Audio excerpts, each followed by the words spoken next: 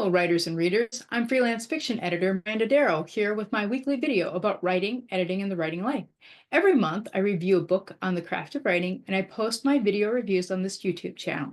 I also have an archive of written craft writing book reviews on my website at www.mirandadarrow.com under the resources for writers, and I'll get this review posted there very soon.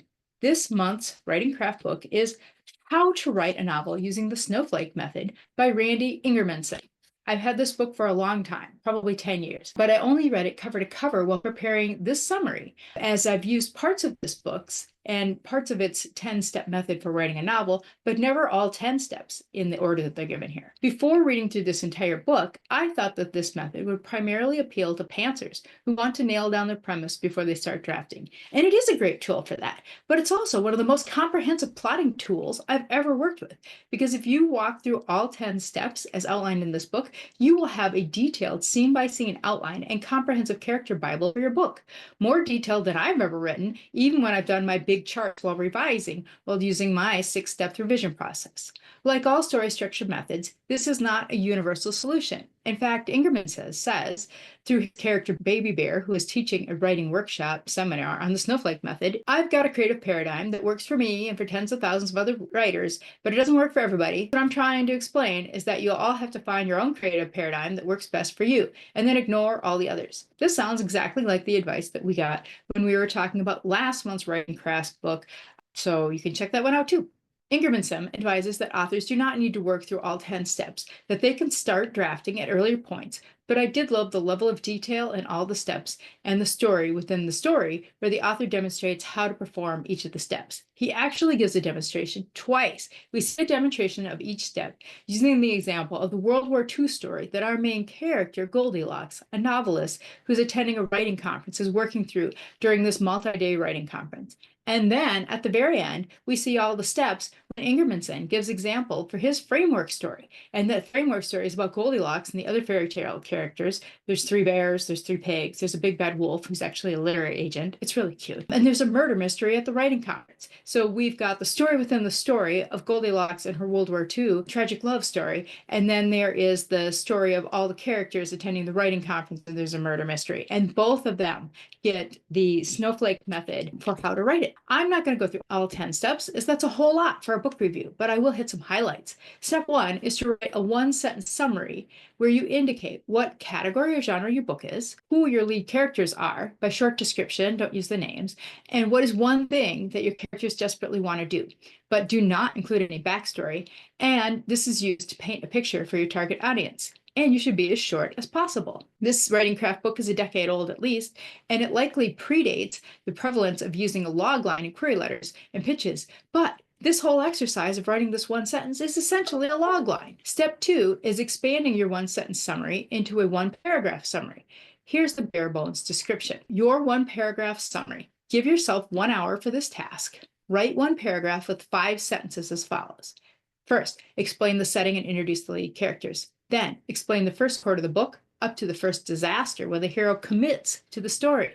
Then, explain the second quarter of the book up to the second disaster where the hero changes his modus operandi, his mode of operation. Fourth, explain the third part of the book up to the third disaster, which forces the hero to commit to the ending. And then finally, the 5th one is explain the 4th part of the book, where the hero has the final confrontation and either wins or loses, or both.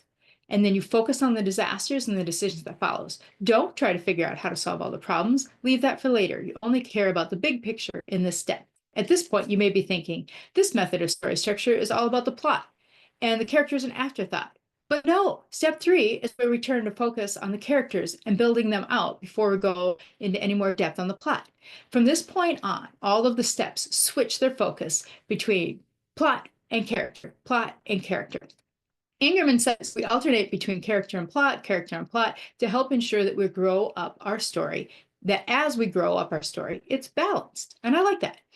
So 2 takeaways for the first foray into building out your character is a lesson on setting character goals, which is that the goals should be simple, concrete, important, achievable, yet difficult. Step 3 involves writing character summary sheets that list each of the following's main characters: name, role, goal. That's the previous discussion of what makes a good goal, those 5 things. Ambition, values, 2 or more, one sentence summary, and a one paragraph summary. And he's just like, you've already learned how to summarize the whole plot in one sentence and one paragraph, because we were doing that in steps 1 and 2. In steps 3, we're doing a one paragraph and a one sentence summary for each character, each major character.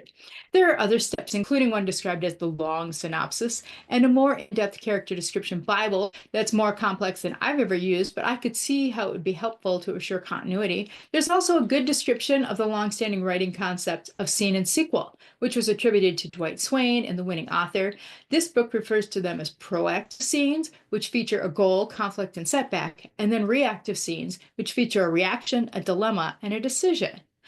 I will wrap up with a word and changes to your concept and or characters as you dive in deeper and the need for revisions. Yes, you will need to revise your plot summaries and your character sheets as you learn more about your plot, as you're digging into deeper and deeper. That's fine. You can just keep the most recent step up to date, and someday you can show the baby book version of your story to your newsletter list or as bonus material to show the work that you put in to make your novel the best possible version of the story. It's easier to revise an outline, even a long one, than a full manuscript. So I love that approach.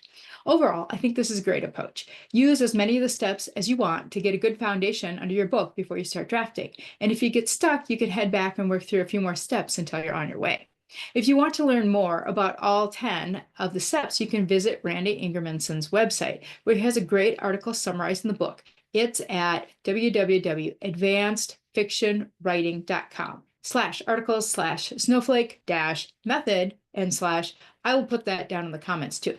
I do recommend the full book as a comprehensive approach to working from idea to manuscript, and also an entertaining read as we follow Goldilocks on her saga to draft her World War II historical novel, also becoming the main character of a murder mystery while at a writing conference while learning the Snowflake method. Tune in to this YouTube channel next week, where we will dive into a new month's worth of content.